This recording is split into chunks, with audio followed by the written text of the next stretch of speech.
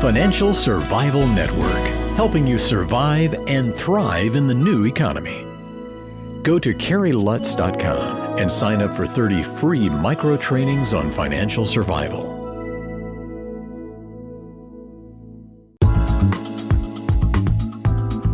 $1490 WGCH, this is Kerry Lutz. You're listening to the Financial Survival Network. I'm here at Freedom Fest 2012 in the Bahamas. I'm here at the Global Financial Summit, a production of Freedom Fest 2012 in the Bahamas. With me now is Mark Skousen. He's editor of Forecasts and Strategies, and he's also the producer of this show and has been doing it for quite a while. Welcome to the Financial Survival Network, Mark. Thank you. Glad to be here. It's better in the Bahamas. Yeah, well... freedom is better in the Bahamas. It's definitely freer, and it's also cooler than Vegas in the summer at 110 degrees. Warmer than Switzerland. That is true, for sure. Better than Davos. So this is a get-together of people who believe in free markets, economic freedom, and who believe just in personal freedom, that the individual is sovereign. How did you start this? Well, you're talking about the Bahamas Conference or Freedom Fest in general? Freedom Fest in general. Yeah. So Freedom Fest really got started when I was president of FEE, the Foundation for Economic Education, which is the oldest free market think tank, publisher of the Freeman, and so forth. And I was president of that organization in 2002, and we had our first, I said, let's have a national convention. We've never had a national convention before. Let's bring together all the think tanks, all the freedom organizations from around the world. And we did this. We had 850 people in I think we did our first one in May of 2002.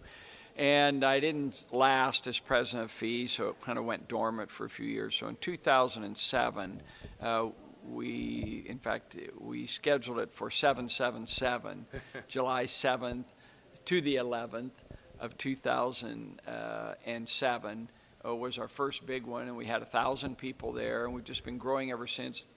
This year, we had close to 2,400 people, so you can see we're growing very rapidly because we're offering something. I think freedom lovers everywhere feel that we're losing our freedom slowly but surely, and we need to get to come together. It's kind of like Ben Franklin's line: we either we're all hanging separately. If we hang together separately, we need to hang together, or we will hang together. Right. If we don't hang, how's it go?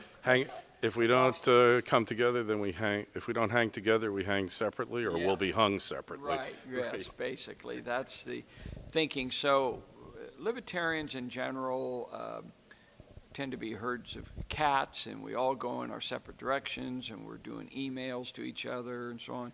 But my idea was to come together once a year and learn from each other, socialize and network, and celebrate liberty as a group, and be warned and forewarned about the losses of liberty that we've had. So Freedom Fest is growing very rapidly. There's a little bit of everything for everybody. We talk about science and technology and art and literature and healthy living, because freedom is more than just political freedom and economic freedom. What do you do with your leisure time is the question. And so we have all of these different events. We have lots of debates. It's really a lot of fun. People really like it. Yeah. And so you pretty much believe that freedom is under assault around the world now. And yet it seems like the individual's cries for freedom is really increasing. So it's a bit of a paradox, isn't it? Well, maybe that's why we're growing so fast, is that people, when you feel where you're limited in what you can do and you're regulated, and as one person said, in today's world, more and more everything is either prohibited or mandated. And so you feel like you're in a room and like those old serials where the room was closing in on both sides and you're gradually being squeezed, and after a while you say, oh wow, I can't move at all. So yeah, I think people really do feel that, and one thing we hear over and over again at Freedom Fest is people saying, "Hey, I never knew there were other people out there who felt the same way as I did. That's why I like to come to Freedom Fest." Yeah, well, we're both from New York, which is probably one of the lowest states on the Freedom Index in the United States, and it's getting worse. And it's hard to be optimistic at times when you see how far we've really gone down. And do you think it's possible that we can turn it all around at this point, or are we kind of doomed? I kind of think that it's like a pressure cooker. Every time there's a crisis and a shortfall in government expenditures, what do? Instead of cutting back, they raise taxes to make up the difference. And so sales taxes never go down. Sales tax rates are constantly increasing. That's just one example. Income taxes, taxing the rich, whatever's necessary to keep the system going. But I think at some point you reach a tipping point,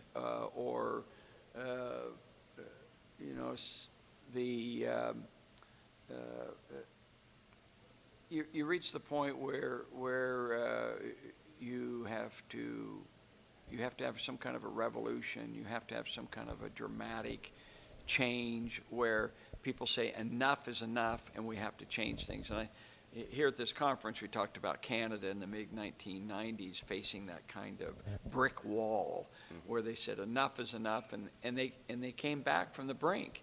And they're actually doing very well right now up in Canada. That they are a freer country now, if you look at the Economic Freedom Index, than we are as Americans. So I still have that American optimism that we can turn things around, but it requires some kind of a crisis, and we're reaching that crisis stage, I'm afraid. Yeah, well, it's interesting you say the programs that we see, whether it's the post office, Social Security, Medicare, Medicaid, Fannie, Freddie, FHA, go down the list, they're all failures, and yet nobody talks about ending them. It's like you have a kid and they keep flunking their final exams and you keep promoting them until they graduate from high school, valedictorian of their class, and they can't read and write. How do we get rid of 2/3 of this government that is growing like the most metastasized cancer mass that you can imagine? Well, it's the markets, the bond market in particular, that calls the tune here. And in Europe, you've seen interest rates balloon. You've seen investors have a haircut. The Greek investors have lost 50% already. They're probably going to lose 80 or 90%. And that's sending a message saying, hey, we were too generous. We've overpromised. We've underdelivered. So what we need is to pull that back. And I think that the markets are forcing the government to enter a period of austerity. How long it'll last does anyone guess. But it is interesting. There is this move. It reminds me of 1982 when the United States faced its first Social Security crisis. And Alan Greenspan, of all people, was put in charge of it. And what did he do? He raised the taxes and he expanded the tax base. Well, at what point do you say to yourself, you can't raise the tax rates anymore. You can't expand the tax base. Although they're going after rich people now because they see that rich people still have that additional capability of paying more. And so, but to my mind, it's kind of their last gasp. So you think the entitlement state, the welfare state, American style is kind of finished. It's like a Weekend at Bernie's. Bernie's dead, but nobody wants to admit it. But eventually they all have to admit that Bernie's gone, and we got to go try something else then. Yeah, I think we're reaching that tipping point, if you will, or the straw that broke the camel's back. It's not totally evident in the United States yet, but we're moving very rapidly with these rapid increases in the deficits. And so at some point, we're going to have that same spike that Italy and these other countries have faced. We haven't seen it yet, but I think we're close. Okay, and then just to change up a little, Austrian Economics, which predicted the current jam-up that the country and the world finds itself in, how does Austrian Economics help us get out of this jam, particularly sound money, which there seems to be a revulsion on the part of all branches of government to ever allowing to occur again?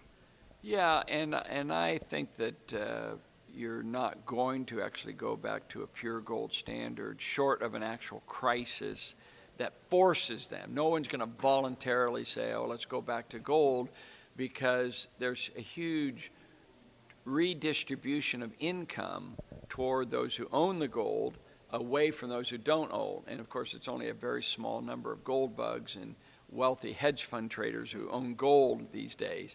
So, but what I do think is that central banks, as a matter of fact, in India, China, and Russia are net buyers of gold now. Don't forget Kazakhstan just increased their gold holdings 2 days ago. That's a very good point. That's a very good point. And you have even pension plans like the University of Texas buying $1 billion worth of gold. Yeah. So this is an indication that gold is becoming a reserve currency, if you will, and the goal will be to see the price of gold stabilize or even fall. That'll be an indication of success. No evidence yet that gold is topped out, though. But still, that is their way, and the writing is on the wall. You need some kind of protection. And so I see gold playing that kind of a role as a reserve currency, but not where gold, where the currency is actually tied to the price of gold. I don't see that happening right now.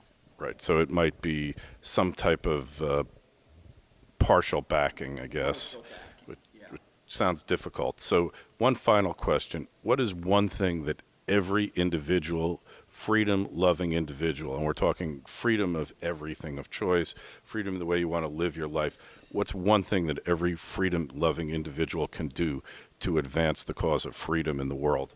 Well, one of the things we recommend, we encourage everyone. In fact, I've got one in my pocket here, to get a silver dollar, to buy a silver dollar, and to show it to people, and to display it and give it away as tips, or as if someone has done something at work that deserves credit, or for an anniversary, or for a birthday. You know, how many people see a silver dollar anymore? It's our symbol at Freedom Fest. We encourage everyone to have one of these, to keep it on them, to feel it in their hands. Don't put it in a safety deposit box. Look at the beauty of the coin. This is actually a 1881 silver dollar. This one, which is a little bit larger, is an American Eagle silver dollar. But it's got wonderful symbols on it. You know, it's got Lady Liberty. For those who it says, "In God We Trust." It has a rising sun, Ben Franklin's favorite symbol. It's got the American Eagle on the back. It's got the 13 colonies on it. It says 1 pure ounce of gold. It's actually a legal tender $1. So it represents both hard money, sound money, if you will, and liberty. And 34 million of these were minted last year. And where are they? Well, gold bugs and investors have bought them and squirreled them away in safety deposit boxes. I'm telling them, do this one act of taking this out.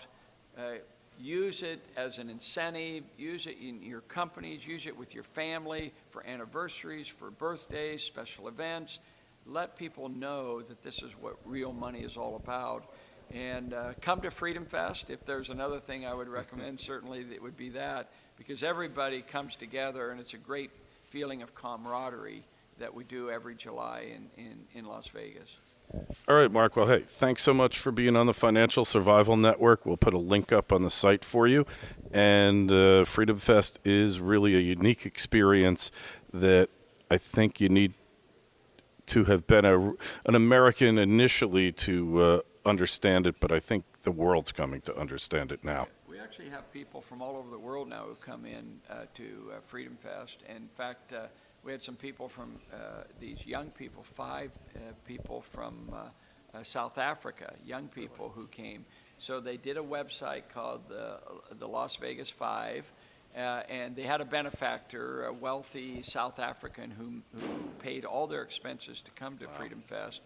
And it has created a whole libertarian youth movement in South Africa as a result of their going over there. So we're having an impact all around the world. Yep, I know that's true. So where do we find you on the internet? So if you just go to freedomfest.com, that's the best place to go to find information about it. All right, excellent. Well, hey, it's been a pleasure, Mark, and best of luck. All right.